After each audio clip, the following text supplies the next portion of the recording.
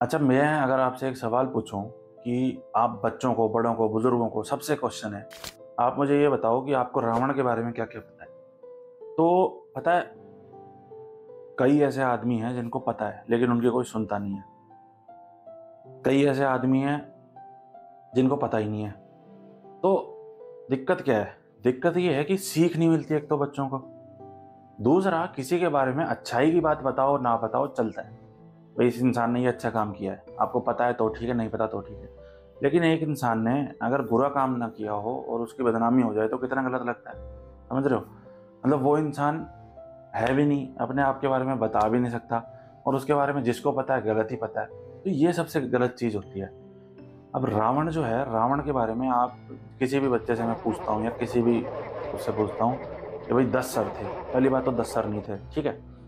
तो वो कहते हैं रावण के 10 सर थे, रावण सीता को उठा लाया था और राम ने उसको मार दिया। बस बच्चों को तो सिर्फ इतना ही पता है कि दशहरा मनाते हैं हम, राम ने उसको मार दिया और सीता को उठा लाया था और फलाना फलाना।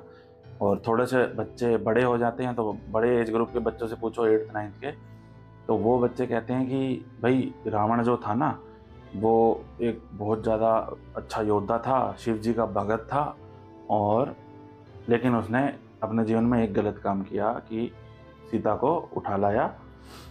लेकिन अगर असलियत की तरफ हम आएंगे तो पता है असलियत क्या है? असलियत ये है कि रावण जो था ना, इतना समझदार इंसान था जितना आज तक कोई हुआ नहीं। अब ऐसा है क्यों? देखो, ऐसा इसलिए है कि रावण जो है ना, रावण ने कभी भी सीता माता को इस वजह से नहीं उठाया था कि वो उन्हें पसंद आ गई थी, या कुछ और बात थी, या उन्हें यूं लगता था कि सीता से सुंदर कोई नारी नहीं है, या कुछ और था। रावण बहुत ज़्यादा समझदार और बुद्धिमानी व्यक्ति था। तो कुछ बातें आज हम डाउट है ना जो रावण के बारे में क्लियर कर रहे हैं कि रावण जो है वो सीता माँ को क्यों उठा के लाया था। रावण सीता माँ को इसलिए उठा के लाया था कि रावण जो है ना, बहुत लंबा समय काट चुका था अपने जीवन का। अब उसके बाद क्या हुआ कि उसने ना शिव जी को भी परेशान कर रखा था। तो वो अब चाहता था मुक्ति, कि भाई मेरे को मरना है, मैं बहुत जी लिया, ये है वो है। और उनकी बहस हो गई थी किसी बात पे, क्योंकि उन्होंने जो है लंका हथिया ली थी छल से, और जो भी मतलब वो था। तो कुल मिला के बात ये थी कि रावण का अंत था। तो शिव जी ने उससे कह दिया था कि आम मनुष्य ही तेरा अंत करेगा, भगवान नहीं आएंगे। और उसने ये बहस कर ली कि मैं तो भगवान के हाथों ही मरूंगा, नहीं तो नहीं मरूंगा, जाओ कर लो क्या करोगे, ठीक है।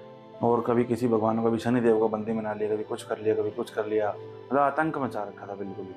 तो उसने फिर भगवान से मरने के लिए ये योजना बनाई। रावण ने सीता जी को इसलिए उठाया था, सीता मैया को, ताकि वो क्रोध इतना दिला सके भगवान को कि वो नीचे आए, इंसान का अवतार लें और उसका वध करें। तो और ये बात मतलब सीता माता को उसने अपनी पत्नियों से भी अच्छे से रखा था। सीता माता का तो वो छू भी नहीं सकता था। सीता माता को अगर छू लेता तो वहीं भस्म हो जाता वो। और उसको तो मार भी हनुमान जी सकते थे, मार सकते थे ना हनुमान जी, या राम जी भी कह सकते थे, लेकिन भगवान के हाथों ही उसने मरना था। इसीलिए उसने उनको ललकारा था। वो, उसके पास किस चीज़ की कमी थी? और बाकी बातें तो अलग हैं। आप एक बात बताओ, रावण इतना महाज्ञानी, जिसके पास इतना दिमाग, जिसने शिव जी के पर्वत को ही उठा दिया था, और शिव जी ने यूँ कहा था कि डरने की कोई ज़रूरत नहीं है पार्वती, मेरा चेला आया है। तो वो जो चेला है वो कैसे ऐसा पाप कर सकता है या कैसे ऐसी चीज़ कर सकता है? तो ये बात इतनी समझने वाली है कि जो कुंभकर्ण था, कुंभकर्ण के बारे में ये कहते हैं कि वो ये 6 महीने सोता रहता था, सोता रहता था। ऐसा हो सकता है जिसका भाई इतना समझदार, इतना ज्ञानी हो?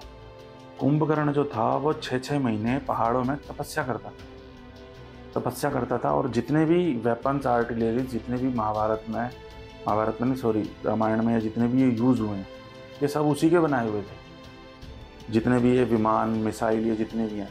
और ये जो तीर थे ना कि सब कुछ खत्म हो जाएगा एक तीर से, वो था। तो ये सब मिसाइलें हमारे टाइम में बहुत पहले बन चुकी थी, ये तीर कमान नहीं थे। तो आज बच्चों को समझाने के लिए, सिखाने के लिए तीर बता देते हैं। थे तो ये तब में प्लेन और ये सब हमारी देश की वो है, संस्कृति है, ये हमारे देश में सब कुछ हो चुका। जो जैसे कि वो बताते हैं ना कि कटी हुई गर्दन जुड़ गई थी, वो कटी हुई गर्दन ऐसे जोड़ सकती है क्या किसी तरह? तो वो कुछ नहीं था, वो डॉक्टर हमारे उस टाइम पे इतने एडवांस थे कि कटी हुई गर्दन जोड़ दिया करते थे। जो आज आप सर्जरी करते हो ना कि उंगली कट जाए तो इतनी देर के अंदर ले आना जोड़ देंगे, ये कट जाए तो इतनी देर के अंदर ले आना जोड़ देंगे। वो एडवांस टेक्नोलॉजी हमारे देश में बहुत पहले थी। वो बात अलग है कि हमारी किताबें जला दी गई। तो रावण बेसिकली बहुत समझदार, और 10 सर नहीं थे भाई, एक ही सर था, लेकिन उसमें दिमाग बहुत ज़्यादा था। तो बस यही कहानी थी रावण की। रावण कोई गलत इंसान नहीं था, ना रावण ने सीता मैया के साथ कुछ गलत किया, ना उनको उठाया था, ना इस कारण से उठाया था कि भाई मैं कुछ पाना चाहता हूँ या मेरे को ये स्त्री बहुत पसंद है। उन्हें तो बस भगवान के हाथों अपना वध करवाना था। एक शर्त थी, एक जिद थी, और वो जिद अपनी पूरी करी उन्होंने। बाकी जीवन में उन्होंने बहुत अच्छे काम किए, बहुत कुछ किया। जैसे कि उनका वध क्यों होना था, अब ये भी बात आती है कि भाई जब इतना महान आदमी था, मर नहीं सकता था, अमर था, सब कुछ कर सकता था, तो उसको मारना क्यों था? क्योंकि उसने क्या सोचा था? उसने सोचा था कि जो पानी है समुद्र का, उसको पीने योग्य कर देगा। उसने ये सोचा था। अब होता क्या है, जब इंसान के पास बहुत पैसा आ जाए, बहुत धन आ जाए, बहुत शक्ति आ जाए, तो फिर उल्टे काम सूझते हैं, या फिर उल्टे काम नहीं तो ऐसे काम सूझते हैं जिससे प्रकृति जिस हिसाब से चल रही है उसका नियम टूट जाएगा। तो उसने सोचा कि पीने योग्य कर देता हूँ। लेकिन सोचो, अगर समुद्र के पानी को वो पीने योग्य कर गया होता तो इंसान तो आज कदर नहीं करता पानी की। अगर पीने योग्य समुद्र का पानी होता तो पानी की कोई कदर करता? जल देवता की पूजा होती? नहीं होती। दूसरा, वो स्वर्ग की सीधी सीढ़ी खोल रहा था। मतलब कुछ भी करो, चल दो स्वर्ग। तो जो ये क्राइम करते हैं, गलत काम करते हैं, दुष्कर्म करते हैं, इनका क्या होता फिर? ये तो कुछ भी करते, बेखौफ हो जाते, फिर समझ रहे हो, हाहाकार मच जाता जमीन पे। ठीक है। दूसरी बात, क्योंकि वो राक्षसों की श्रेणी से था ना, चक्कर ये था। तो अपने लोगों को मुक्ति दिलाने के लिए उसने सोचा कि स्वर्ग का सीधा द्वार खोल देता हूँ, जिसको जाना जाएगा अपना बढ़िया। तो ऐसा नहीं कर सकते ना आप। तीसरा, उसने क्या सोचा था? उसने ये सोचा था कि बाप से पहले बेटे की मृत्यु कभी नहीं होगी, और वो इसलिए था कि अपने आगे अपने बच्चों की मृत्यु ना देखनी पड़े। समझ रहे हो? लेकिन ऐसा भी नहीं कर सकते। आज जब सबको पता है कि हम मर सकते हैं, तब भी अपने बाप की छाती पे चढ़ जाते हैं ना लोग। चाहे वो किसी भी कारण से चढ़ते हो, चाहे प्रॉपर्टी हो, मारपीट होती हो, मार के फेंक देते हो, या प्लॉटों में पड़े मिलते हैं, या डस्टबिन में पड़े मिलते हैं। अमीरों के तो यूं ही घूम रहे हैं, बच्चे भी और बड़े भी, बुजुर्ग भी, अनाथालयों में। तो सोच के देखो, अगर बच्चों को ये पता चल जाता है कि हमारे को तो कुछ हो ही नहीं सकता, जब तक हमारे माँ बाप हैं हमें कुछ नहीं हो सकता, तो सोचो फिर क्या होता। इसीलिए इन कामों के चलते शिव जी ने उन्हें कह दिया था, भाई तू बस कर, माफ़ कर, हमें बता क्या चाहता है। तब उन्होंने कहा था कि भाई ठीक है, अगर फिर मेरे को जाना ही है तो मैं इस तरह से जाऊंगा, और इसके लिए मैं कुछ भी करूंगा। तो फिर उन्होंने ये योजना बनाई थी। This was a strategy adopted by him, जिससे उनको मुक्ति मिल सकती थी। इसीलिए तो कुछ धारणाएं गलत बन जाती हैं, कुछ धारणाएं सही बन जाती हैं।